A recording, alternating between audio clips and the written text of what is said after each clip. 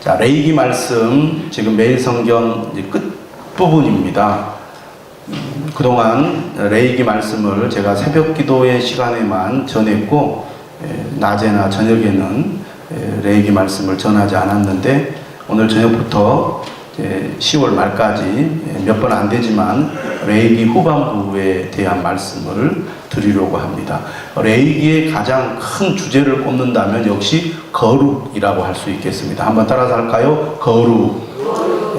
레위기가 27장으로 되어 있는데 레위기의 대표 구절을 꼽는다면 오늘 우리가 읽은 19장 2절의 말씀입니다. 한번 따라서 하겠습니다. 너희는 거룩하라. 이는 나 여호와 너희 하나님이 거룩함이니라. 너희는 거룩하라. 이는 나 여호와 너희 하나님이 거룩함이니라.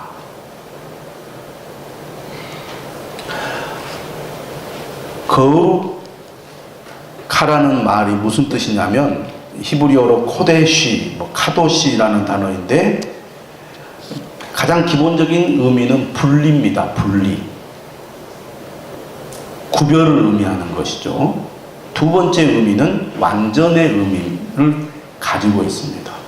세상과 구별된 삶을 살라는 의미가 거룩하라는 명령에 담겨져 있습니다. 그리고 하나님을 닮아가는 삶을 실천해야 할 하나님의 백성들이 하나님처럼 완전한 삶을 추구하라. 그런 의미가 거룩이라는 단어에 담겨져 있다. 이렇게 말씀드릴 수 있겠습니다. 우리가 하나님을 믿는 사람으로서 하나님을 믿는 자답게 산다는 것은 곧 하나님의 성품을 닮아간다는 의미이고 하나님의 성품을 닮아간다는 것은 곧 하나님의 거룩함을 따른다는 것을 의미한다고 하겠습니다. 너희는 거룩하라. 이 말씀은 이스라엘 백성들이 추구해야 할 삶의 방향이자 목표라고 할 수가 있겠습니다. 진실로 우리가 하나님을 경외한다면 거룩하신 하나님의 성품을 본받아서 우리도 삶 속에서 거룩한 자가 되도록 힘을 써야 한다. 이것이 거룩하라는 하나님의 명령이라고 하겠습니다. 오늘 우리 그리스도인들이 신앙생활 하면서 믿음으로 구원을 받는다는 말씀을 듣습니다. 우리가 모두가 다 죄인입니다. 우리의 노력으로는, 우리의 힘으로는 우리가 죄를 씻을 수 없고 죄로부터 구원을 받을 수 없습니다. 오직 예수 그리스도를 믿음으로만 구원을 받습니다. 아멘. 할렐루야. 예수 그리스도를 믿음으로만 구원을 받습니다. 인간은 모두가 다 죄인입니다. 어느 누구도 하나님 앞에 완전한 자가 없습니다. 그렇기 때문에 하나님께서는 우리를 구원하기 위해서 예수 그리스도를 보내주셨습니다. 우리 대신 십자가에 못 박혀 죽게 하심으로 우리의 죄값을 담당하게 하시고 이 예수 그리스도를 믿는 자마다 구원을 받게 하셨습니다. 이것이 복음이요, 이것이 은혜입니다. 얼마나 놀라운 구원의 말씀입니까? 우리는 이 은혜를 힘입어서 오늘 하나님의 자녀로 살아가는 것입니다. 문제는 이렇게 구원받은 우리가 믿음으로 하나님의 자녀가 된 우리가 이제 구원받은 자로서 하나님을 닮아가는 삶을 살아야 하는데 믿음, 구원, 죄사함, 복음에 우리가 늘 초점을 맞추다 보니까 무엇이 약해졌느냐? 삶이 약해졌다는 것입니다. 믿음만 있으면 돼. 믿음으로 구원만 받으면 돼. 그러한 생각이 너무 크다 보니까 믿는 자로서, 구원받은 자로서 어떻게 살아야 하는지에 대해서는 소홀히 해왔다는 것입니다. 그런데 우리가 신약 성경을 자세히 들여다보면 바울 서신은 한결같이 복음과 삶을 균형 있게 다루고 있다는 것입니다. 우리가 죄로 말미암아 구원을 받았습니까? 그렇다면 그리스도인다운 삶을 살아야 합니다. 구원과 삶, 믿음과 윤리가 절대로 분리되어 있지 않다는 거예요. 그런데 우리는 오직 믿음으로만 구원을 받는다는 말을 오해해서 아무렇게나 살아도 된다, 이렇게 우리가 잘못 생각하는 경우가 많이 있다는 겁니다. 그런데 성경은 우리에게 무엇을 얘기하느냐? 진짜 구원받은 하나님의 자녀입니까? 그러면 여러분은 당연히 하나님을 닮아가야 하고 닮아가게 되어 있습니다. 왜? 우리가 하나님을 사랑하고 하나님을 가까이 하면 당연히 나도 하나님에게 어떻게 물이 들어서 하나님에게 전념되어서 나도 모르는 사이에 하나님을 닮아가는 것이 당연하고 자연스러운 것이다, 그 말입니다. 그런데 우리가 세상 속에 살아가면서 이 삶이 분리되어 있는 그런 신앙생활을 하는 경우가 많은데, 레위기 말씀은 그런 우리에게 다시 한번 경각심을 주고 있습니다. 정말 너희가 하나님을 믿느냐? 하나님을 아버지라고 고백하느냐? 하나님이 우리의 주님이라고 인정하느냐? 그렇다면 이 세상 속에서 너희들이 거룩한 자로 살아가야 한다. 이것이 오늘 19장의 말씀입니다. 너희는 거룩하라. 이는 나 너희 여호와 너희 하나님이 거룩함이니라. 할렐루야.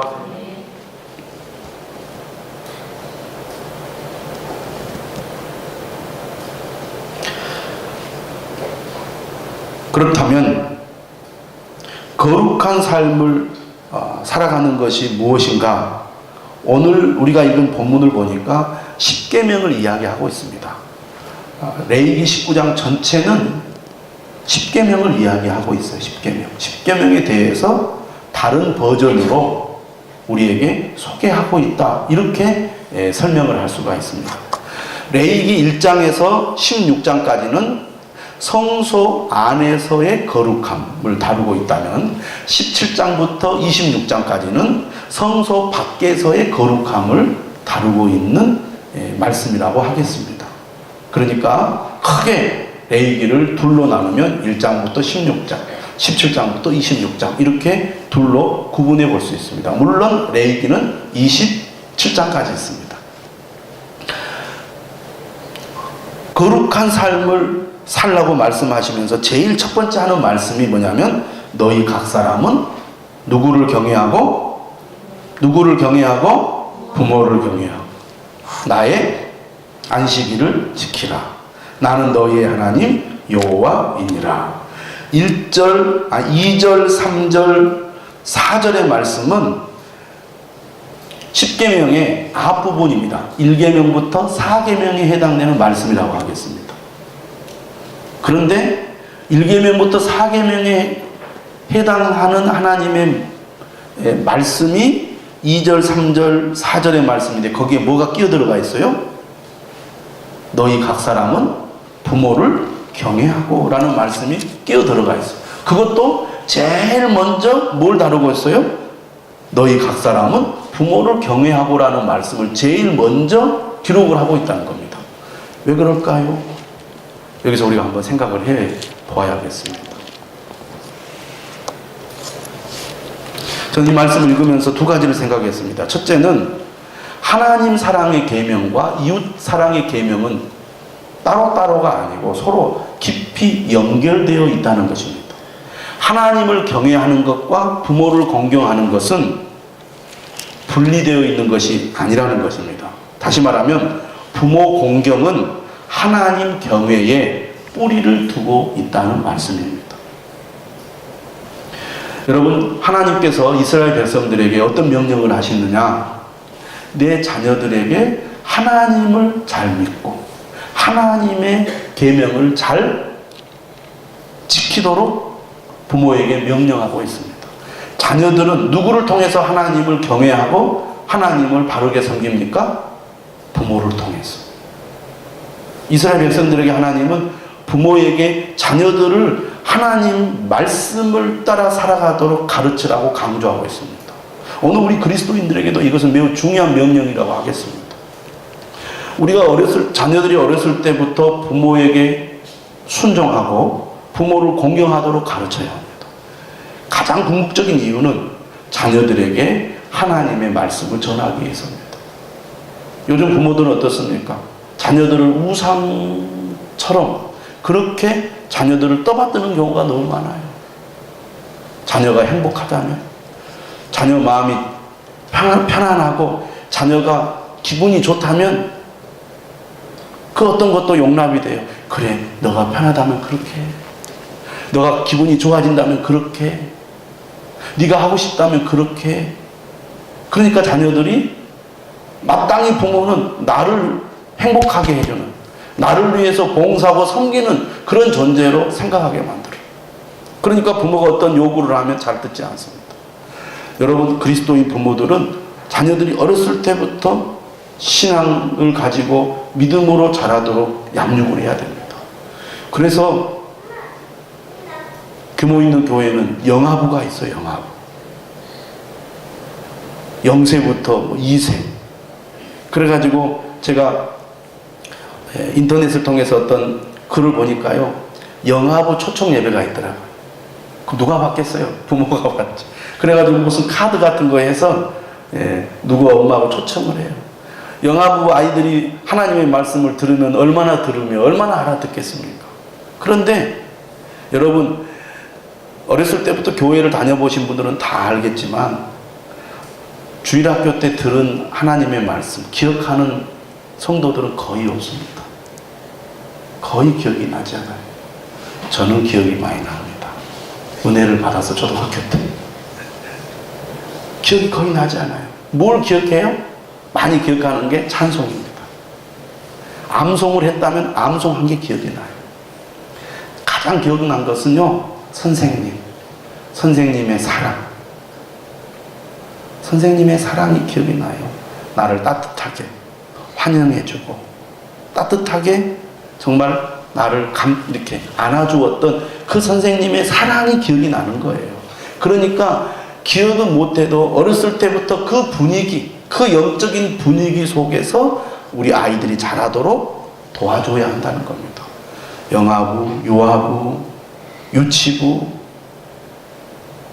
그렇게 해서 우리 아이들이 어떤 일이 있어도 하나님을 믿고 섬기도록. 누가 그것을 전수해줘야 합니까? 부모가 전수해줘야 됩니다.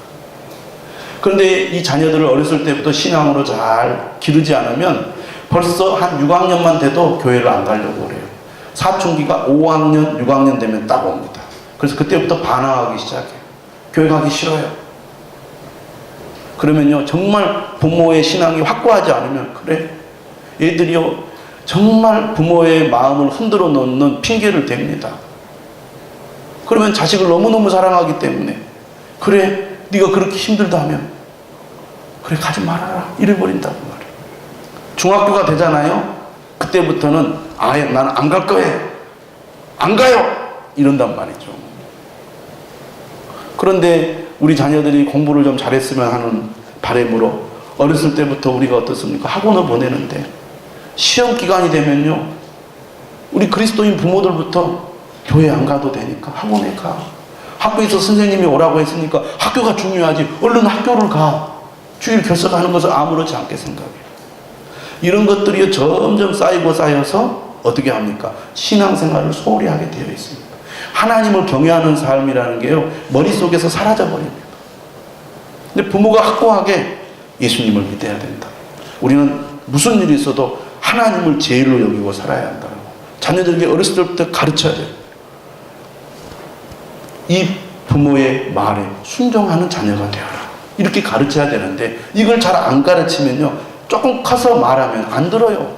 중고등학생만 돼도 안 들어. 청년이 되면 더 안 들어.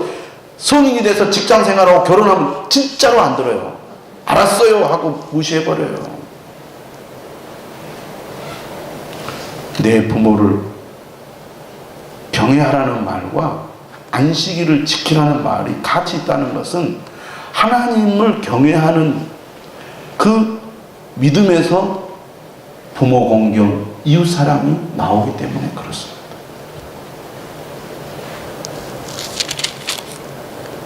할렐루야. 우리가 잘 되고 사는 길은 하나님을 하나님으로 인정할 때가 가능하다는 것을 믿으시기를 바랍니다. 3절부터 계속 반복해서 나오는 문장이 뭐냐면 나는 너희의 하나님 여호와이니라. 4절에도 나는 너희의 하나님 여호와이니라. 10절에도 나는 너희의 하나님 여호와이니라. 12절 나는 여호와이니라. 14절 나는 여호와이니라. 16절 나는 여호와이니라. 18절 나는 여호와이니라. 하나님을 하나님으로 인정하고 하나님 중심의 삶을 살라는 겁니다. 나는 하나님을 믿습니다. 말로만 믿는다고 하면 안 된다는 거예요. 실제로 하나님을 하나님으로 인정하는 삶을 살라는 거예요. 그것은 철저히 우리가 하나님을 경외하고 하나님 중심의 삶을 사는 것입니다. 그 중심에 뭐가 있어요? 안식일을 거룩하게 지키는 것이 있습니다. 안식일을 지켜야 돼요.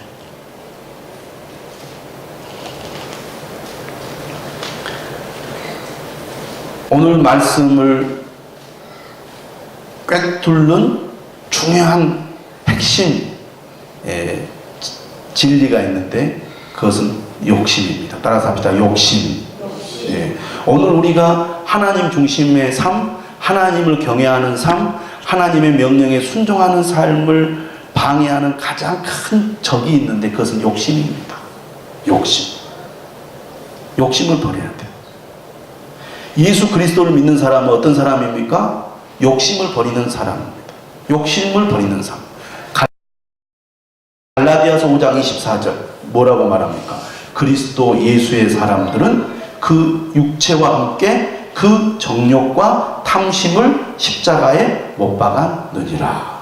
우리는 예수 그리스도를 믿으면서 무엇과 함께 우리가 예수님을 믿습니까? 정욕과 탐심을 십자가에 못 박아버리고 예수님을 믿는 거예요. 십자가에 못 박았다는 것은 내가 예수님을 믿음으로 나의 과거의 삶, 과거의 생각, 과거의 그 삶의 모든 방식을 내가 예수님과 함께 버리는 것입니다. 옛날 번역에는 어떻게 되냐면 정과 욕심을 십자가에 못 박았느니라 이렇게 되어 있습니다. 안식일을 지키지 못하게 하는 가장 큰 주범은 욕심입니다. 물론 우리가 현대의 삶은 복잡하죠. 직장이라는 것이 주의를 지킬 수 없는 그런 환경 속에서 어쩔 수 없이 주의를 지킬 수 없는 그런 분들도 있습니다. 그러니까 일률적으로 적용할 수는 없어요. 그러나 많은 경우 욕심 때문에 주일도 쉬지 않고 장사를 하거나 사업을 하거나 일을 하려는 그런 늘 마음이 우리 가운데 있다는 겁니다. 노동을 쉬지 않는 이유가 어디에요? 노동을 쉬지 않는 이유. 욕심 때문이죠. 하나님이 주인 되지 못한 것입니다. 그런데 요즘 현대에는 또 다른 문제가 있어요. 주의를 거룩하게 지키지 못하는 이유 중에 하나가 일에 대한 욕심, 노동을 쉬지 못하게 하는 그런 환경도 원인이지만 우리 지금 이 대한민국 국민들의 현 주소는 또 어떤 측면이 있느냐? 쉬는 날은 놀러 가자. 놀러 가자. 놀러 가자. 쾌락에 대한 욕심이죠. 그것이 우리로 하여금 하나님과 좋은 관계를 맺는데 방해가 되고 있습니다. 이런 것들과 싸워야 한다는 거죠. 정말 우리가 하나님을 믿는다면 안식일을 지키라는 겁니다. 노동을 쉬어라. 심지어는 쾌락을 추구하는 그런 삶으로부터 우리가 해방되어야 합니다. 4절은 뭐라고 말합니까? 너희는 헛된 것들에게로 향하지 말며 너희를 위하여 신상들을 부어 만들지 말라. 나는 너희의 하나님 여호와이니라. 이것은 하나님 외에 다른 것을 믿어서는 안 된다는 얘기고 하나님 외에 다른 것들을 섬겨서는 안 된다는 말입니다. 우상을 섬기지 말라. 거기 보면 4절에 이런 표현이 나와요. 우상 이야기는 항상 이 표현이 빠지지 않고 나옵니다. 너희를 위하여. 너희를 위하여. 신상들을 부어 만들지 말라. 결국은 이기적인 욕심이 우상을 섬기게 만드는 겁니다. 그러므로 우리가 정말 하나님의 말씀을 잘 지키면서 행복하려면 욕심을 버려야 돼. 욕심을 버려야 돼. 욕심을 내려놓으면 자유함이 있습니다. 욕심을 내려놓으면 마음이 평안해지고 기쁩니다. 예. 하나님도 잘 믿으려고 하고 욕심도 부리려고 하니까 거기에서 충돌이 일어나는 거예요. 거기에서 자유함이 없어요. 그러다 보니까 우상을 숭배해요. 자, 그 다음 말씀도 한번 보실까요? 너희는 화목제물을 여호와께 드릴 때에 기쁘게 받으시도록 드리고, 제사의 기본은 드리는 것이죠. 어떻게 드려야 된다고 말합니까? 하나님이 기쁘게 받으시도록 드려야 한다는 겁니다. 그런데 여기서 중요한 것은 무엇이냐면 너희는입니다. 너희는 여호와께 드릴 때 기쁘게 받으시도록 드리고, 예배를 드리는 예배자의 태도, 마음가짐이 중요하다는 것이죠. 여러분, 하나님께 드리는 예배가 하나님이 기뻐 받으시는 예배입니까? 여러분이 그렇게 예배할 때 하나님께 마음과 정성을 드립니까? 하나님이 기쁘게 받으시도록? 하나님이 기쁘게 받으시도록 드리지 못하는 이유가 어디에 있습니까? 욕심 때문입니다. 여러분 생각해 보세요. 왜 욕심을 부릴까요? 왜 욕심을 부릴까요? 왜 욕심을 내려놓지 못할까요? 가장 큰 원인은 불안과 두려움입니다. 불안과 두려움. 여러분, 욕심을 부리는 이유는 불안과 두려움이 있는 거예요. 불안과 두려움이 왜 있습니까? 하나님을 신뢰하지 못하기 때문에 있는 거예요. 불신앙에서 결국 불안과 두려움이 있는 거예요. 왜 주일을 모시고 일을 합니까? 물론 이제 직장 때문에 그런 거 말고.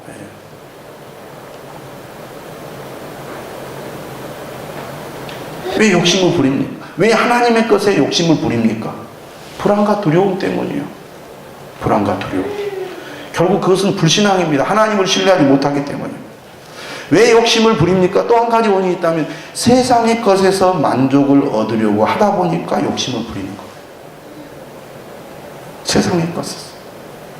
여러분, 하나님과의 관계에서 내가 만족을 얻으려고 해야 됩니다. 나는 하나님을 가까이 하는 것이 참 좋습니다. 하나님이 주시는 은혜가 참 좋습니다. 정말 그런 은혜가 여러분들에게 있기를 바랍니다. 그런 은혜가 없으니까요, 내가 좀 더 좋은 집에 살아야 행복할 것 같고, 좀 더 내 통장에 돈이 더 많아야 행복할 것 같은 그런 마음이 든다고 말입니다. 야고보서 1장 15절에 뭐라고 말합니까? 욕심이 잉태한 즉 죄를 낳고, 죄가 장성한 즉 뭘 낳느니라? 사망을 낳느니라. 욕심은 결국 우리를 어디로 끌고 가요? 죽음으로 끌고 가는 거예요. 그래서 16절에 그렇게 말하는 겁니다. 내 사랑하는 형제들아, 속지 말라. 17절, 온갖 좋은 은사와 온전한 선물이 다 위로부터 빛들의 아버지께로부터 내려오나니. 우리에게 좋은 것을 주시는 분은 누구시다? 하나님이시다. 그 믿음을 가져야 돼요. 내가 하나님을 잘 믿고 하나님의 말씀을 따르면 하나님이 반드시 내 삶을 책임져 주신다. 도와주신다. 잘되게 해주신다. 할렐루야. 그 믿음을 가지고 욕심을 내려놔야 돼요. 움켜쥐려고 하니까 하나님 앞에 정직하지 못하게 되고, 남들을 속이고 착취하고 남들에게 피해를 주는 일들이 일어나는 거예요. 그게 오늘 9절 이하의 말씀, 11절 이하의 말씀입니다. 자, 5절 화목제물을 여호와께 드릴 때 기쁘게 받으시도록 드리고, 그 다음에 이렇게 나왔어요. 그 제물은 드리는 날과 이튿날에 먹고, 화목제물은요, 감사의 화목제물은 고기를 당일날 먹게 되어 있습니다. 여러분, 다른 제사와 달리 화목제는 이 감사의 제사잖아요. 감사의 제사고 자원 제사잖아요. 이것은 하나님께 제물을 드릴 때 제단에 바쳐진 제물을 제외한 나머지 제물은 거기 제사에 참여한 다른 사람들과 함께 나누어 먹도록 되어 있습니다. 그런데 감사의 화목제 고기는 당일날, 서원과 자원의 화목제는 이튿날까지 먹게 되어 있습니다.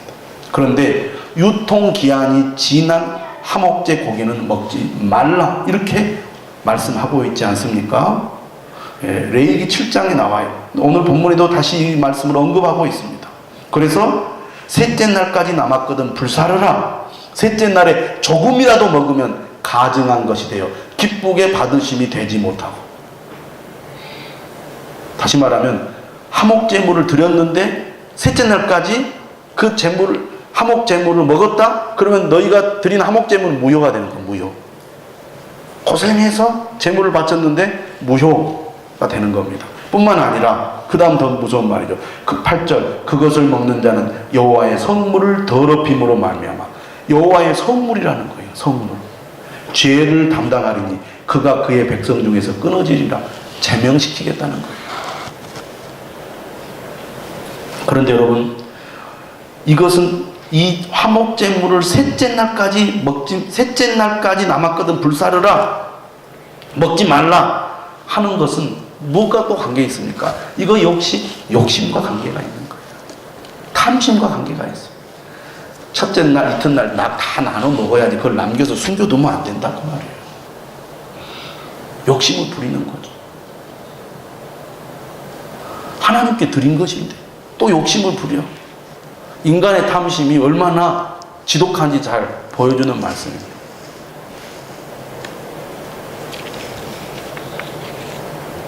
인간의 탐심을 억제하기 위해서 이 말씀이 주어졌다는 것입니다. 그 다음에 9절 너희가 너희의 땅에서 곡식을 거둘 때 너는 밭 모퉁이까지 다 거두지 말고 내 떨어진 이삭도 줍지 말며 내 포도원의 열매를 다 따지 말며 내 포도원에 떨어진 열매도 줍지 말고 가난한 사람과 거류민을 위하여 버려두라. 나는 너희의 하나님 여호와이니라. 9절과 10절은 대표적인 약자 보호법입니다. 오경에서 여러 번 강조되고 있어요. 출애굽기 23장, 또 레위기 23장, 그리고 25장, 신명기 24장. 약자를 보호하라는 것이죠. 어려운 이웃들을 돌보고 배려하는 것은 하나님을 경외하는 성도가 마땅히 해야 할 일이라는 겁니다.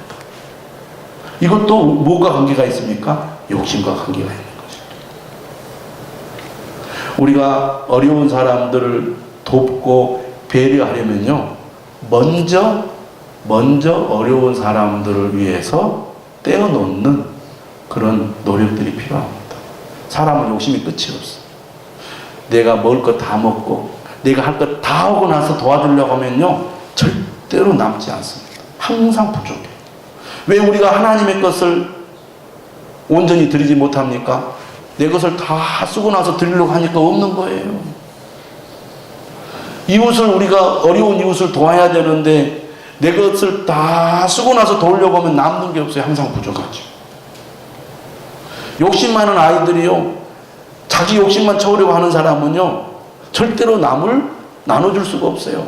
먼저 내가 먹기 전에 나눠주고 먹어야 되는데 내가 다 먹고 나서 남을 주려고 하면 남는 게 없는 거예요. 그래서 우리가 이 말씀이 실천이 안 됩니다. 욕심을 부리려면 먼저 남을 배려하고 남을 돕고 그리고 해야 됩니다. 순서가. 11절에서 18절 말씀도 마찬가지입니다. 다 욕심과 관계되어 있어요. 이웃사랑과 약자를 보호하라는 명령들 아닙니까? 너희는 도둑질하지 말며 속이지 말며 서로 거짓말하지 말며. 욕심을 내려놔야 합니다. 내가 좀 더 가져야 되겠다. 내가 좀 더 이익을 챙겨야 되겠다. 내 배를 채워야 되겠다.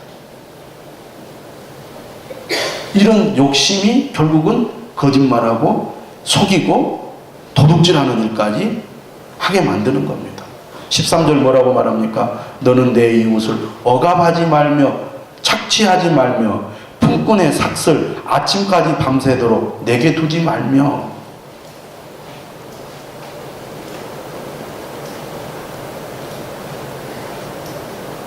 이런 사람들의 품삯을 당일날 줘야지 뒤로 미루어서 하루 먹고 하루 사는 사람이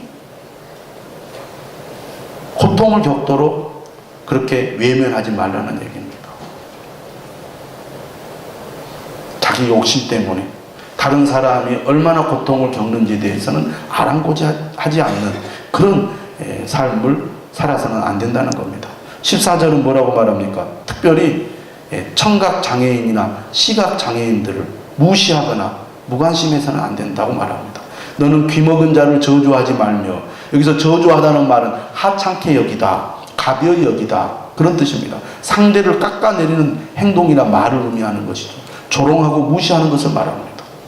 이런 사람들일수록 더 많은 이웃의 손길이 필요한 것이죠. 오늘 우리 사회가 약자들의 인권을 점점 더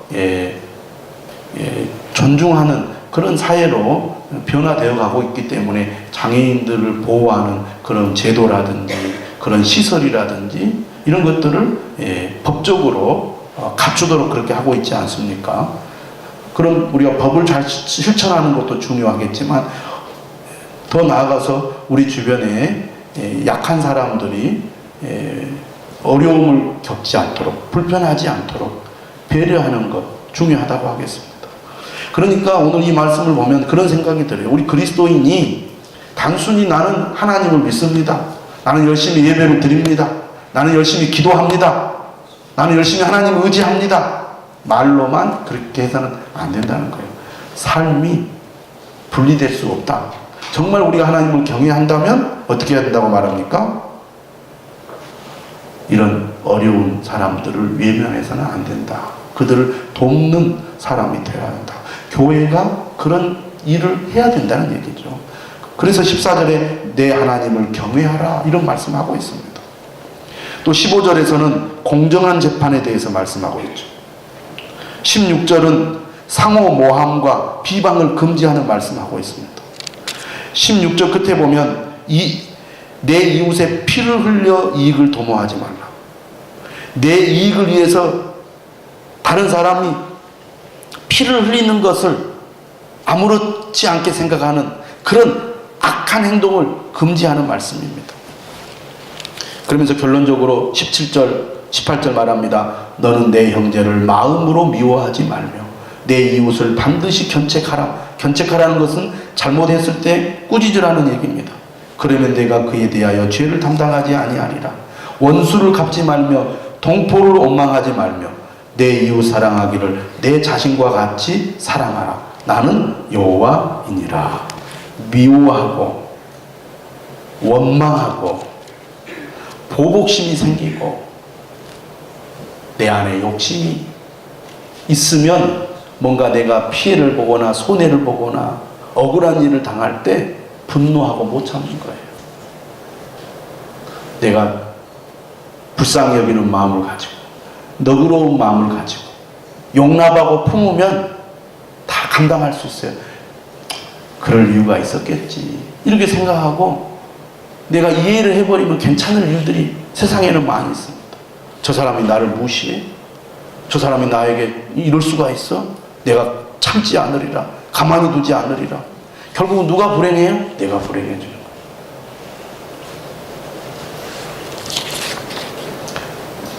어떻게 해야 됩니까?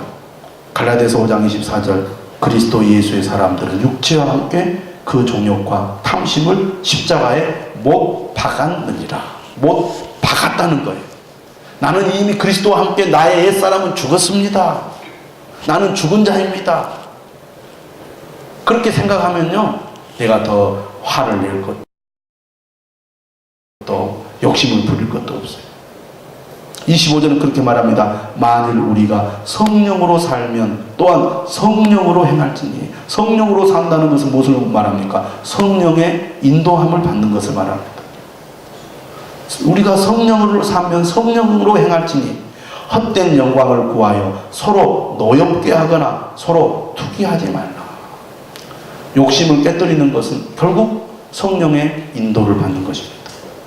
성령의 인도를 받을 때 성령으로 우리가 살아가게 되고 성령으로 살아갈 때 정욕과 탐심을 우리가 물리치고 승리할 수 있는 삶을 살게 되는 것입니다. 정말 내가 구원받았다면, 내가 하나님의 자녀라면, 내 안에 성령님이 계시다면 우리가 성령의 인도를 받으십시오. 성령으로 지배를 받으십시오. 성령의 충만함을 받으십시오. 그래서 욕심이 사라지면, 욕심을 물리치면 우리가 작은 것에 속상해하고 분노하고 미워하고 그것 때문에 우리가 불행해지지 않습니다. 욕심을 내려놓으면 참 마음이 편해요. 가지세요. 가지세요. 그럼 편해요. 내가 저 가져야 되는 남이 가져가면 씩씩거리면서 막 이러잖아요. 괜찮습니다. 가지세요. 욕심이 사라지는 은혜가 여러분에게 있기를 바랍니다. 성령으로 여러분의 마음이 가득 차면 여러분 안에는 욕심이 사라질 줄로 믿습니다. 욕심은 부릴수록 불행해집니다. 그러나 성령이 여러분을 온전히 다스리면 여러분 행복해질 것이고 다른 사람들도 여러분으로 인해서 행복해질 줄로 믿습니다.